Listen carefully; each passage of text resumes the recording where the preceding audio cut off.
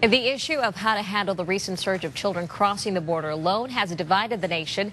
Some want the U.S. to provide aid for those kids and not deport them. But Congressman Michael McCaul says to secure our borders, quick deportation is needed. The chairman of the House Committee on Homeland Security joins us from Washington this morning to talk about the issue. Good morning, Congressman. Thank you for joining us. Morning, Amanda. The August recess, yes, the August recess begins this week, and the possibility of Congress leaving this ongoing border crisis on the back burner until Labor Day is very real in the eyes of many. Could this happen? Well, that would be irresponsible. This is a crisis that demands action and leadership, and that's what we plan to do today.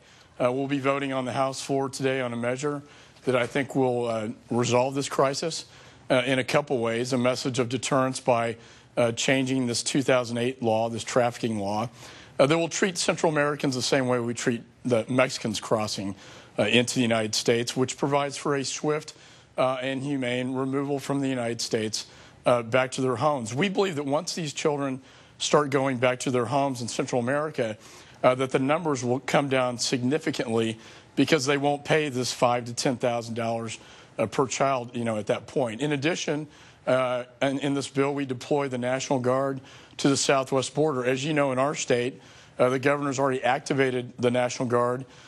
We think it's a responsibility of the federal government under the Constitution to pick up the tab for that and pay for the National Guard, not only in Texas, but all across the southwest border.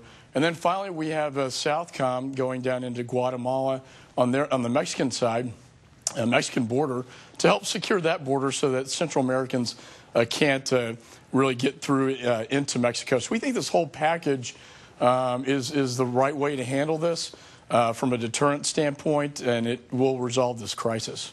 And finally, you grew up in Texas. You know what our border is like better than most of the representatives out there.